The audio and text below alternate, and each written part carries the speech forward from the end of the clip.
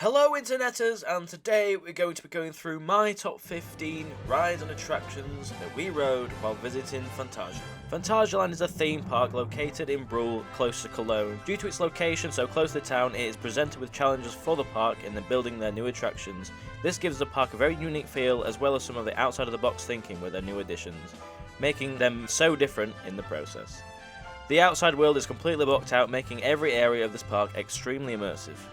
Before we count down, please consider hitting that subscribe button, and if you want a full review for any specific attraction, please let me know down in the comment. Starting our count at 15, we have Wave Rider. These swings may look like an unimpressive ride, however the location of this is everything. At the heart of Berlin, this ride looks stunning and almost like a water feature off-ride. This attraction gives fantastic views of the Berlin themed area and looks great at the end of the street, drawing you further into the park. Even though in most parks I do skip these rides, but because of how iconic it is for the park, it would have been rude not to at least ride it once. Coming in at number 14 is O Chocolat, or however you want to pronounce that. This interactive dark ride has a great feel throughout, and is located in the Berlin area of the park. The story takes place in the Imperial Cake Factory, where mice have invaded. Your job as a guest is to help the exterminator shoot the mice with icing from your piping bags. This happy, upbeat feel of this attraction is echoed through the queue line, where you walk through the different areas of the factory, throughout the office spaces, stock rooms, and where you are greeted with the pre-show video. This atmosphere is created by the soundtrack you can hear now, and is also played throughout the ride. The ride itself is the same style as the attractions at Disney, and are good fun to use even if the system works via a base screen effect. And I'm also a bit sour because I was completely useless at it. There was some great scenery and smells in between the different shooting scenes to stop it from becoming repetitive. This ride is very re-rideable, especially if you are as competitive as I am and want to beat everyone else's scores. At 13, most people are going to disagree with this, but I ranked Mystery Castle. This is a heavily themed shot and drop tower which wouldn't look out of place in a historic city. I mean, just look at this ride from the outside. It is just literally a castle tower. This completely shows the commitment that the parks go to hide their attraction from the surrounding town while not giving up on the quality of their attraction. The queue for this ride is an old school haunted house vibe, which creates an uneasy, unknowing feel while waiting for the attraction. This queue never actually seems to end and dives deeper into the castle vaults where scientific experiments and equipment can be found. This holds great anticipation for the ride, as the mood completely changes from the start to the ending of the queue. Once seated, the show begins and music and lightning flashes until launched into the air. This was definitely the most forceful part of the ride. And once at the top, an electric effect appears with a climax in music, and once the electric effect goes off, you are shot back down. However, after the original shot and drop, the ride just seems to bounce forcelessly to the intense music, which didn't quite seem to fit. I do know that there are two different sequences depending on which type of time of day you do ride, however the sequence I got I wasn't very impressed with. At 12 we have the verkoma Boomerang Rake. This coaster is located and surrounded by the theming of Klugheim, which also intertwines with Taran. This coaster gives a great rush for all the family, dipping over and under the sights, the sounds and thrills of Klugheim. The queue itself doesn't really have much theming, however you are placed in the centre of the Norse village based in Klugheim, so there's a lot to get lost in during the queue. Inside the station there's a loose added theming showing machinery, giving the ride a mechanical feel. Like all family boomerangs, you are lifted backwards before the fun drop and fly through the station, giving us a great sense of speed. Throughout the rest of the layout is twists and turns to the stall to do it all again backwards. This is a great attraction for the park, however it is only an attraction I wanted to ride once. At number 11 on this list we have Crazy Bats, yet another family verkoma coaster. This coaster in fact holds the record for the longest enclosed coaster. However, as we did visit during the pandemic, we couldn't ride wearing the VR headset, which is a major part of this attraction. So our rides were taken completely in the dark, which did add a sense of intensity to this family coaster. The queue looks well presented, and the rest, just as the rest of the park is, and has some great music leading up to the ride. The station is the back characters trying to get away from being frozen, by not touching any of the snowflakes, which shows what the VR story will entail, is what I'm guessing. The coaster has some good drops and turns with the long trains, so it feels a lot more out of control towards the back of the train. The corners taken blind and the length of this coaster meant we rode this most times we passed it, as well as there being absolutely no queue. This experience will have definitely been a lot different with the VR headsets, however I did enjoy the rides. Now we are entering the top 10. Although this is not technically a ride, I did absolutely love this attraction. I'm going to absolutely muller its name. It's the Crazy Hotel Tartuffe. I genuinely don't know how to say it. However, I definitely had too much fun going through this attraction for it not to be placed on this list. This classic carnival madhouse has 27 detailed wacky rooms with fun activities and visuals in each of them. From the massive rotating barrel near the start, to jump scares, to upside down rooms and spinning floors. This attraction promises laughter and memories to last a full lifetime. I will never genuinely forget this attraction whatsoever. I laughed all the way around it. This attraction also runs all the way along the Berlin Street and can last up to 10 minutes, so it's definitely a long experience. Finish off with a very big and steep slide at the end. This is for children and the big children, just like me. At number 9, we have Whinges Force. This is one side of a pair of dueling Maurer spinning coasters which are located in the Wu's Town building. This is themed to an underworld run by women. Both of the Whinges coasters look incredible, wrapping around the flat ride in the centre of the building, creating a dizzying effect within it. And it's also a great show in the themed land also. I can't really comment on the queue because of our visit during the pandemic. We were forced to queue outside of the building. The ride itself starts off with an elevator lift which tilts you forward before lining up with the rest of the layout, creating a lot of suspense as you hang there. The rest of the layout has some great drops and snappy turns which pair perfectly with the spinning aspect. The spinning over the area itself was less intense than I expected, but feels more like a show of the themed area for people on and off ride, as well as the air elements to aid the dueling aspect. There are only a few differences between Fear and Force. I felt Force felt a little more controlled. The surprise elements added in on Force is a sideways tilt halfway around the course, stopping and tilting you sideways to line up with the rest of the layout, creating a mad, confusing effect for the first ever ride. At number 8 is River Quest. This Rapids is built by Hafemer, and these boats are so much different to the Intamin boats usually seen on Rapids rides. The seats actually move separately from each other, which means water rushes through the centre of the boat, creating an even wetter experience as it rushes in between everybody. This ride is themed inside a medieval castle which extends to the Mystery Castle area. This seamlessly fits into the area of Klugheim where you don't even know the ride is even there. The queue would have been very forgettable with not much to look at all. However, the queue hardly seemed to move and was usually the longest queue of the day.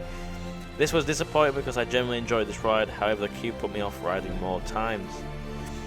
To me, this is less of a rapid ride and more of a flume, as there are not many actual rapids around the ride and more of a series of different drops. This ride starts when you enter the building and water effects are around you. You will enter the elevator lift which takes you to the first drop, which is so much steeper than I ever imagined a rapids ride could be. This definitely caused the biggest splash of the ride. This is followed by a whirlpool drop, which I would say was the highlight of the ride, as the drop had a few different elements to it. Then you're around the corner to the final drop. This is a short ride, however compared to many other rapids it is a very exhilarating one. At number 7 we come back to the other heart of Whinges, Fear. For the most part the review is exactly the same as Force, however I felt the first drop was more out of control and the rest of the layout was way more intense. The surprise element tilts you forward, which I didn't think disrupted the flow of the ride as much as the siders one on Force.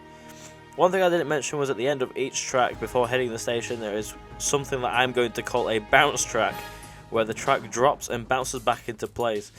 This is one element which took me by surprise. It was a sensation I never really got used to on my re-rides. Just missing out on the top 5 is Colorado Adventure. This is yet another verkoma ride, and it's a mine train with some rather unimpressive stats. However, don't let the 31-mile-an-hour speed fool you. This ride was one of the craziest things I have ever ridden and was a huge surprise at the park. This ride is a western-themed mine train, which yes is a generic theme, but here it is done beautifully and fits in seamlessly around the ride Chiapas's Mexican temple theme.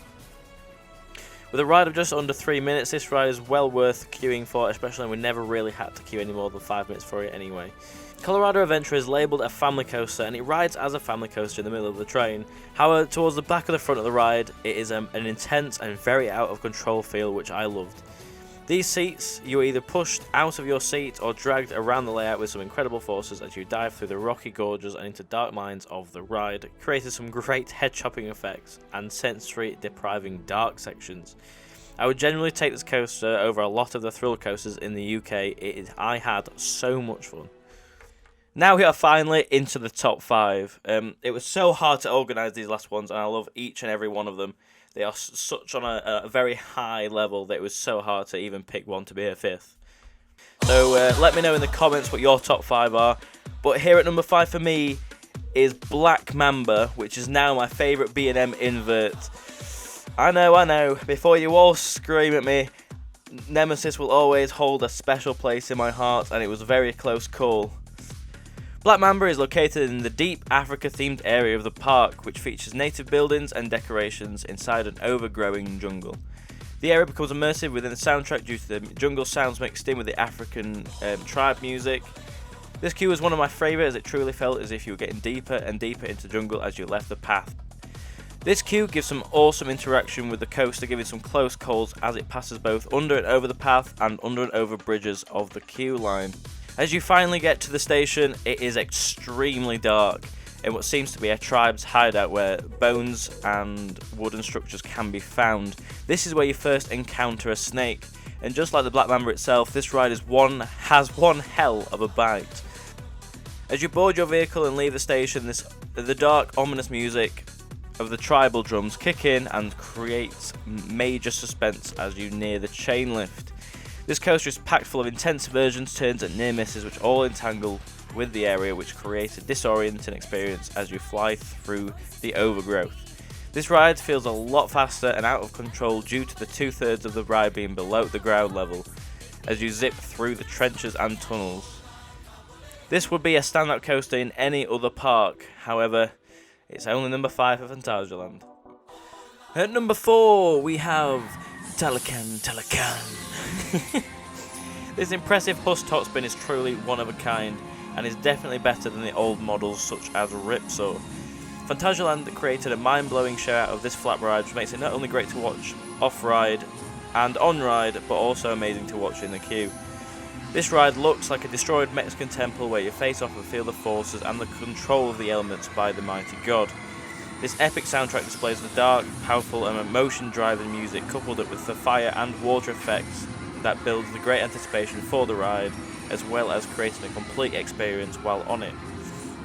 Watching this, I was completely in awe and was one of the highlights of the park. The ride itself has much improved experience from the old Huss ones, as well as each side being a different experience.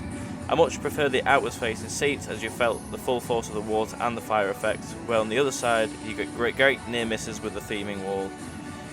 This ride during its flips is one of the most intense experiences on any ride I've been on in ages, due to it flipping 5 times and the force is extremely prolonged.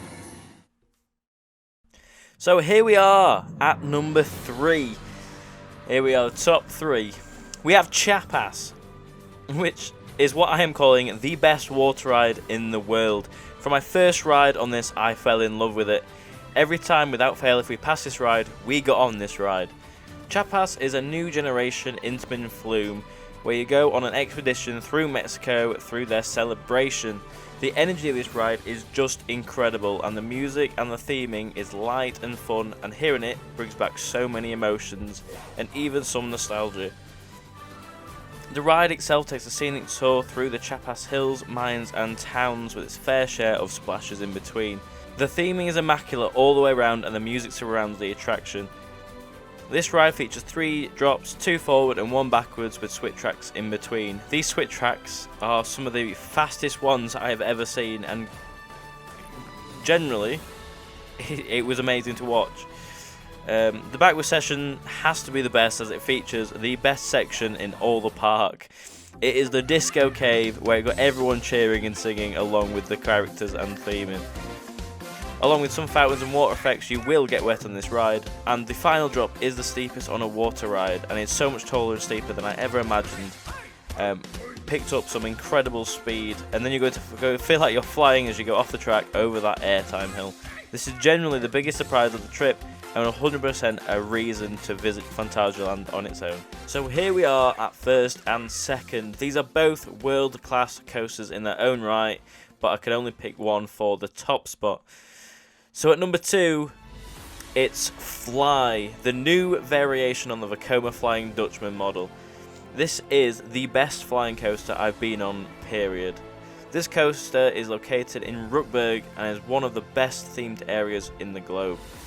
This steampunk industrial area has a detail level that has never been seen before, even down to the dirt marks, coal build-up around the paths, steam coming out of manholes, and even down to the soundtrack, which has industrial sounds from the clicking and clanging of metal to the steam of the buildings. This created a moving, lived-in feeling city, felt alive and working. This created immersion level even surpassing Disney's level of immersion. The queue itself wraps around the full area, keeping the life within the themed area as well. The way this queue and area is worked around this tangled layout works so well and is in its favour. The queue clamps the top of the area in a great overview of the environment until you are moved next to the launch to build up the anticipation and take in the environment as you are in the centre of it. Then you go down into the basement, into the loading station. This queue has no cattle pens at all, which meant this ride was not tedious to queue for in the slightest. This ride had a very strict loose items policy where everything needed to be placed into lockers, but these were free and easy to use, as well as it didn't slow down any of the queue. The station is a steampunk underground tube station which looks incredible and sets the mood. There's honestly so much I could talk about this ride, so if you want a separate review for this or Taran, please let me know. The ride starts with a dark ride section where the music builds to a climax which drove nostalgia and excitement for the ride, as you see loads of flight equipment. Weirdly, this is the most anticipation I ever got for a coaster, which probably is due to the music and the build-up of this ride. The launch on the ride, although not the most forceful, still had a kick and its unique feel in that lie-down position. The biggest shock of this ride was the airtime you get, which is unlike any other flying coaster and was a very unique experience. The twists and turns and close calls to buildings, the rest of the track and the guests gave the closest feeling of fly on any ride, and even had some forceful moments entwined in it. The only downside I had to this ride, for me personally, the restraints caused a bit of bruising, but I easily managed to change my rider position to be more comfortable.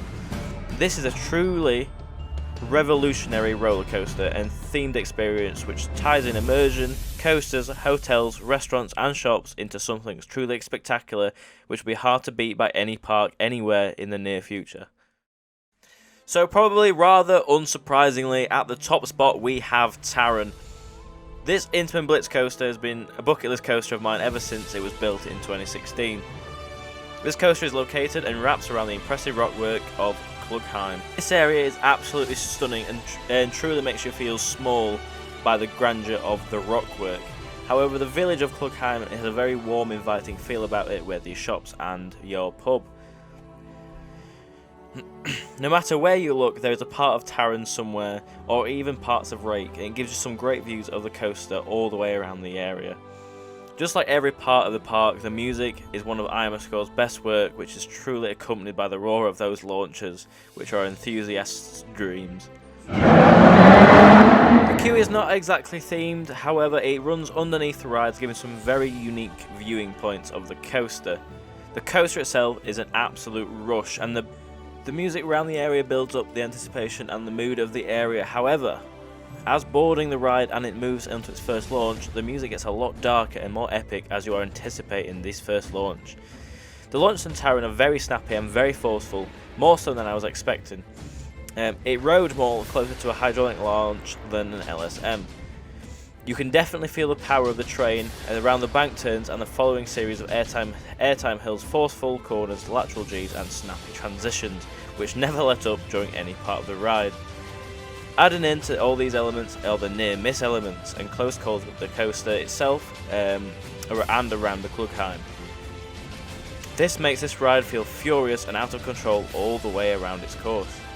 Once it seems to slow down, you round the corner to hit the second launch, which once again was way more intense than I anticipated, as well as the big splash from the waterfall if you're on the left side of the train, adding a bit more of a wet ride element. This coaster literally ticks every enthusiast's box, and also should be at the top of their bucket lists. So there you go, there is my top 15 attractions in Phantasialand. Let me know down in the comments if you'd like to ride, what you'd like to ride, and if you agree or disagree with my opinion. If you like, please hit that like button, and also consider subscribing, it is greatly appreciated. But most importantly, stay wild.